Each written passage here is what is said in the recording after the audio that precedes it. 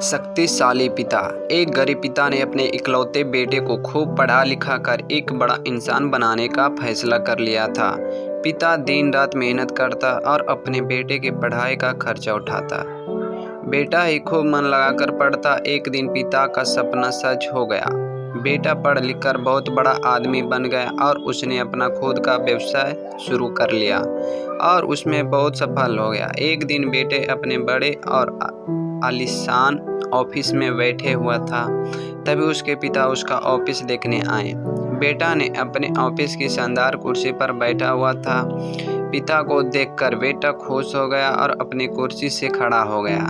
पिता ने बेटे को कुर्सी पर बैठाया और बेटे के पीछे खड़े हो गए और उसके कंधों पर अपना हाथ रखते हुए कहा, बेटा तुम्हें पता है कि आज इस दुनिया में सबसे शक्तिशाली इंसान का एहसास किए होगा। पिता आगे कुछ और बोल पाते, तभी बेटे ने कहा, पिताजी मैं हूँ सबसे शक्तिशाली इंसान। पिता ने सोचा था कि बेटा उन्हें ही सबसे शक्तिशाली कहेगा, लेकिन बेटा के इस जवाब से उन्हें बहुत निराशा हुई। ठीक कहा बेटा।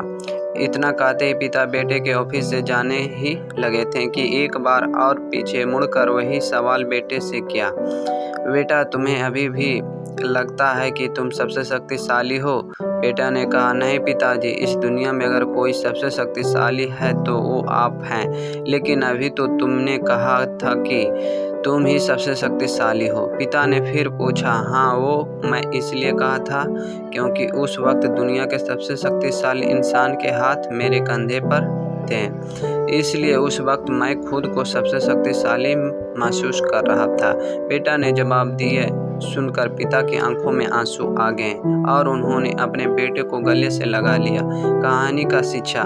माता पिता हमारे जीवन का आधार हैं। यदि उनका आशीर्वाद है तो हम इस दुनिया का सबसे शक्तिशाली व्यक्ति हैं।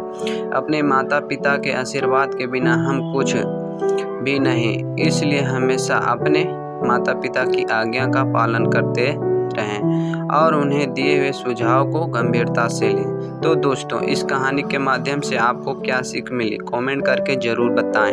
अगर हमारे चैनल पर नए हैं तो चैनल को लाइक और सब्सक्राइब ज़रूर कीजिए। Thanks for watching.